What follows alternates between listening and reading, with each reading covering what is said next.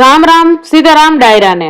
અરે ભાઈઓ, ગામના ચોરે અને નદીના આરે શું હાલે છે એ બધી પાકી માહિતી લઈને આપણે આવી ગયા છીએ. ખેતરખાડાની વાતો હોય કે બજારના ભાવ, કાંઈ બાકી નહીં રહે. તો હાલો મોડું કર્યા વગર શરૂ કરીએ આજની ગરમા ગરમ ખબરો. આજના સૌપ્રથમ સમાચારની મિત્રો વાત કરીએ તો ગેસના સિલિન્ડર નહીં મળે. વિગતે વાત કરતા જાણીએ તો 5 જુલાઈથી એલપીજી સિલિન્ડર સંબંધિત ઘણા નિયમો બદલાઈ રહ્યા છે અને મિત્રો આના પરિણામે કેટલાક હાલના ગ્રાહકોના ડિસ્કનેક્શન થઈ શકે છે અને આ એવા ગ્રાહકો છે જેમની પાસે હાલમાં પીએનજી અને એલપીજી બંને કનેક્શન છે. તો મિત્રો જે ગ્રાહકોએ પોતાનું કેવાયસી પૂર્ણ કર્યું નથી તેમણે પણ 1 જુલાઈથી એલપીજી સિલિન્ડર મેળવવામાં મુશ્કેલીઓનો સામનો કરવો પડી શકે છે. મિત્રો ગયા મહિને કેન્દ્ર સરકારે એલપીજી પુરવઠા અને વિતરણ નિયમને જે સુધારાનો આદેશ આપ્યો હતો અને 2026ના અમલીકરણને ફરજિયાત બનાવ્યું હતું અને આ નિયમ મુજબ પીએનજી કનેક્શન ધરાવતી કોઈ પણ વ્યક્તિના ઇન્ડિયન એટલે કે એચપી અને ભારત ગેસ કનેક્શન 30 દિવસની અંદર કાપી નાખવામાં આવશે. એટલા માટે મિત્રો તમારું કનેક્શન ન કપાય એ પહેલા તમે કેવાયસી ન કર્યું હોય તો તમારા નજીકના જે કાંઈ ગેસ એજન્સી છે ત્યાં જઈ અને તમે કેવાયસી કરાવી લેજો. ત્યારબાદના અતિ મહત્વના સમાચારની વાત કરીએ તો મિત્રો ખેડૂત આંદોલન અત્યારે હાલ ઉગ્ર બની ગયું છે. મિત્રો મોરબીના જેતપુર ગામે ખાનગી વીજ કંપની સામે ચાલી રહેલું ખેડૂતોનું આંદોલન હવે વધુ મક્કમ બન્યું છે. આંદોલન સમેટવા અને સુખદ અંત લાવવા માટે સરકાર દ્વારા મધ્યસ્થતાનો પ્રસાર કરવામાં આવ્યો હતો, પરંતુ ઉપવાસી છાવણી દ્વારા સરકારના આ આમંત્રણનો સવિનય અસ્વીકાર કરવામાં આવ્યો છે. મિત્રો વિગતે વાત કરીએ તો ખેડૂત નેતા નિકિટ પંચાસરાએ સરકાર તરફથી મળેલું બેઠકનું આવેદન સ્વીકારવાનો સાફ ઇનકાર કરી દીધો છે. ખેડૂતોએ સરકાર સાથે વાટાઘાટોના દ્વાર બંધ નથી કર્યા, પરંતુ વાતચીત ટેબલ પર આવતા પહેલા એક કડક શરત મૂકી છે. ખેડૂત આંદોલનકારીઓનું કહેવું છે કે તેઓ સરકાર સાથે ચર્ચા કરવા માટે બિલકુલ તૈયાર નથી, પરંતુ મિત્રો વિગતે વાત કરીએ તો તે પૂર્વ ખેડૂતોના દરેક મુદ્દા અને માંગણીઓ પર સરકાર પોતાનો સ્ટેન્ડ લેખિતમાં સ્પષ્ટ કરે. સરકાર લેખિતમાં પોતાનો અભિગમ જણાવે તે પછી જ ખેડૂતો કોઈ પણ સત્તાવાર બેઠકમાં ભાગ લેશે.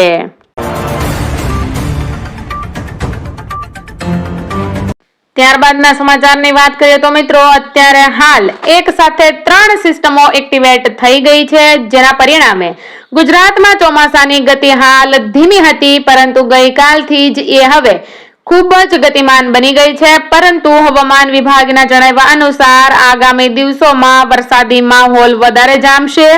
હાલમાં વેસ્ટર્ન ડિસ્ટર્બન્સ, સાયક્લોનિક સર્ક્યુલેશન અને ટ્રક એમ એક સાથે 3 મજબૂત સિસ્ટમ સક્રિય થઈ છે, જેના કારણે આગામી 5 જુલાઈથી લઈ અને 9 જુલાઈએ રાજ્યના વિવિધ ભાગોમાં સારો વરસાદ પડવાની સંભાવના છે.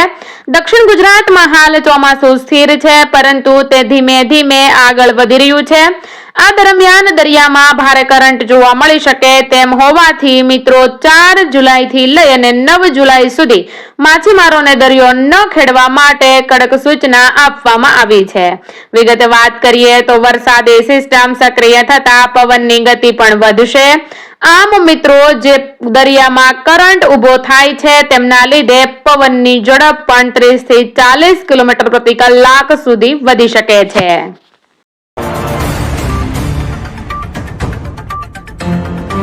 ત્યારબાદના સમાચારની મિત્રો વાત કરીએ તો વરસાદ હવે ધબધબાટી બોલાવાનો છે, તેની વિશે વિગતે વાત કરીએ તો દિલ્હી સહિત સમગ્ર ઉત્તર ભારતમાં છેલ્લા કેટલાક દિવસોથી કાળઝાળ ગરમી અને બફારાનો પ્રકોપ સહન કરી રહેલા લોકો માટે અત્યંત રાહતના સમાચાર છે, કેમ કે ભારતીય હવામાન વિભાગની આગાહી મુજબ આગામી 48 કલાકમાં હવામાનમાં મોટો પલટો આવવાની સંભાવના છે. સાથે સાથે દક્ષિણ પશ્ચિમ ચોમાસાની આગળ વધવાની ગતિ અને પશ્ચિમી વિક્ષેપની અસરના કારણે દિલ્હી, ઉત્તર પ્રદેશ અને હરિયાણા સહિતના રાજ્યોમાં જોરદાર પવન સાથે વરસાદ પડવાની અપેક્ષા છે. જેનાથી મહત્તમ તાપમાનમાં નોંધપાત્ર ઘટાડો નોંધાશે અને લોકોને ગરમીથી મોટી રાહત મળશે. મિત્રો, આ આગાહી જે છે તે 1 થી લઈ અને 10 જુલાઈ સુધી 20 ઇંચ વરસાદ પડે તે વિશેની આગાહી છે.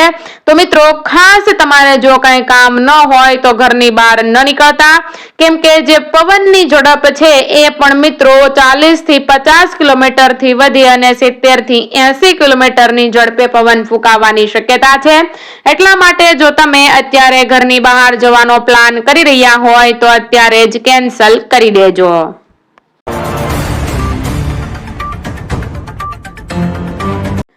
ત્યારબાદના સમાચારની મિત્રો વાત કરીએ તો દુકાળનું સંકટ. મિત્રો, સમગ્ર વિશ્વમાં જોવા મળી રહેલા ક્લાઇમેટ ચેન્જીસની અસરને લીધે આવનારા ચોમાસા અંગે એક બહુ જ ચિંતા ઉપજાવે તેવો રિપોર્ટ સામે આવ્યો છે.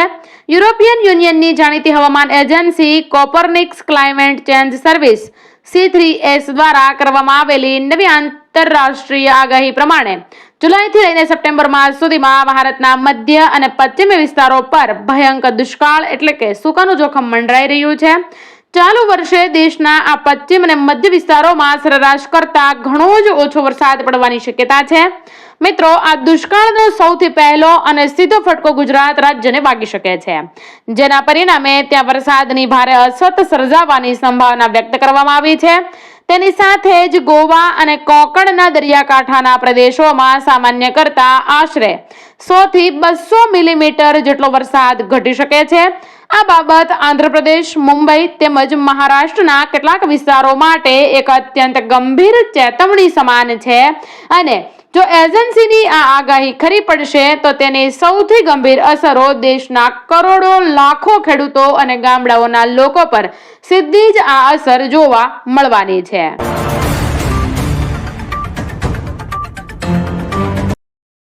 ત્યારબાદના સૌથી મહત્વના સમાચારોની વાત કરીએ તો ટોલ પ્લાઝા નાબૂદ.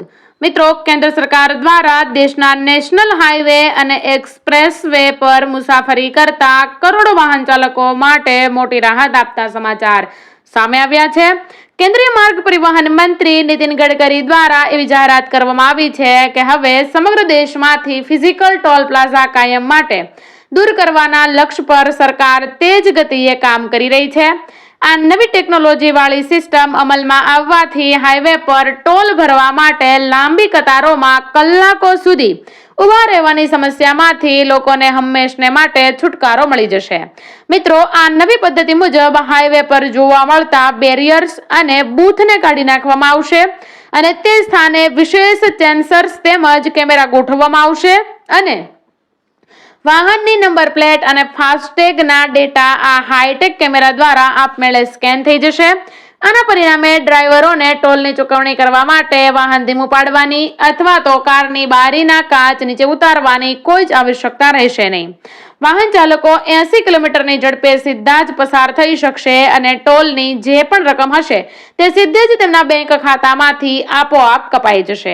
એટલા માટે મિત્રો, તમારે ટોલ નાકા ઉપર જે ઊભું રહેવું પડતું હતું અને પાછળ જે ટ્રાફિક જામ થતું હતું, જેના લીધેથી તમારે જ્યાં પહોંચવું હતું ત્યાં મોડું થતું હતું, આ તમામ પ્રશ્નોને ધ્યાનમાં લેતા નીતિન ગડકરીએ આ એક મહત્વનો નિર્ણય લઈ લીધો છે.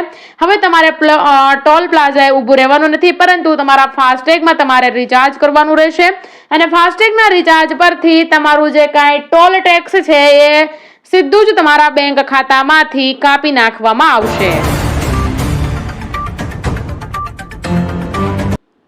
ત્યારબાદના સમાચારની મિત્રો વાત કરીએ તો સોના ચાંદીના ભાવમાં મોટો ઉછાળો.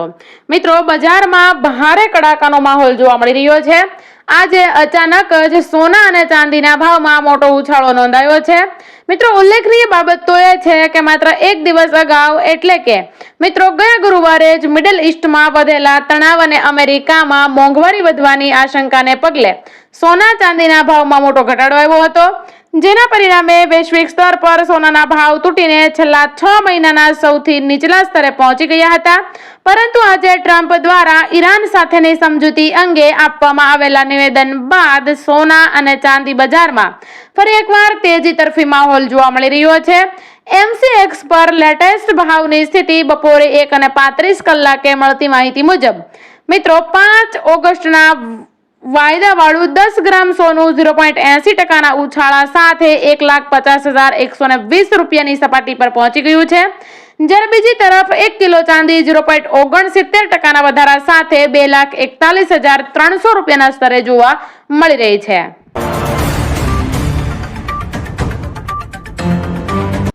ત્યારબાદના મહત્વના સમાચારની મિત્રો વાત કરીએ તો જૂની ગાડીઓને દંડ થશે. આપણા ભારતમાં ભાઈ અત્યારે E20 પેટ્રોલનો વપરાશ બહુ ઝપાટાબંધ વધી રહ્યો છે. બહારથી જે ક્રૂડ ઓઇલ મંગાવવું પડે છે ને એનો આધાર ઓછો કરવા હાટુ સરકાર આ નવા બળતણને બહુ ટેકો દઈ રહી છે. આ બળતણમાં 20% ઇથેનોલ અને 80% પેટ્રોલ આવે છે. હવે વાવડ તો મિત્રો એવા આવે છે કે આપણા દેશમાં હજી એવી ઢગલાબંધ ગાડીઓ રખડે છે જે ખાસ પહેલા E20 પેટ્રોલ હાટુ જ બની હતી, તો એ લોકો ગાડીઓમાં આ નવું E20 પેટ્રોલ જ ભરાવી રહ્યા છે. આને લીધે ઘણા ગાડીઓ વાળાના મનમાં મૂંઝવણ ઊભી થઈ ગઈ છે કે ભાઈ જો આ E20 પેટ્રોલ નાખવાથી આપણા એન્જિનમાં કંઈક લોચો પડે કે નુકસાન થાય તો વીમા ઇન્સ્યોરન્સ વાળા કવર આપે કે ન આપે. તો હાલો આજ જ સમજી લઈએ કે જો સાદી ગાડીના એન્જિનને આ E20 પેટ્રોલથી કંઈક નુકસાન થાય તો શું થાય.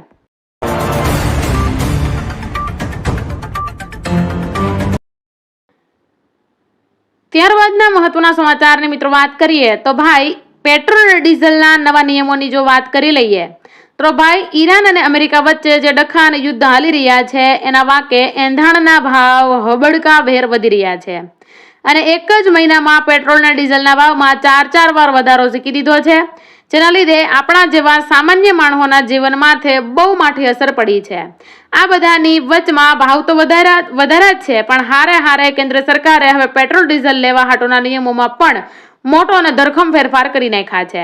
સરકારે કાઢેલા નવા નિયમો કંઈક આવા છે કે હવે પેટ્રોલ પંપ વાળા ખાલી તમારી ગાડીની ટાંકીમાં જ કાં તો પેલા પૈસો વાળાને મંજૂરી આપવી હોય એવા જ ડબલામાં કન્ટેનરમાં ડીઝલ આપશે, બાકી નહીં. કોઈ પણ એક ગ્રાહક કે ગાડીને એક દીમાં 200 લીટરથી વધારે ડીઝલ વાપરવાની છૂટ નહીં મળે.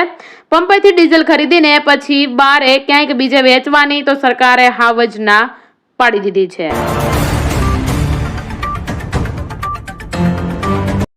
તો મિત્રો આવા જ લોકોપયોગી અને તાજા સમાચારો મેળવવા માટે આપણી ચેનલ સાથે આજે જોડાઈ જજો.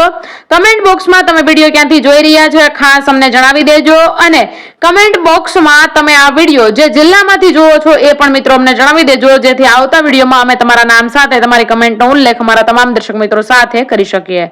મિત્રો વિડીયો ગમે તો વિડીયોને લાઈક કરી દેજો, ચેનલને સબસ્ક્રાઇબ કરી દેજો અને સાથે સાથે તમારા મિત્રો અને પરિવારજનો સાથે અવશ્ય શેર કરી દેજો. જય હિન્દ, જય ભારત.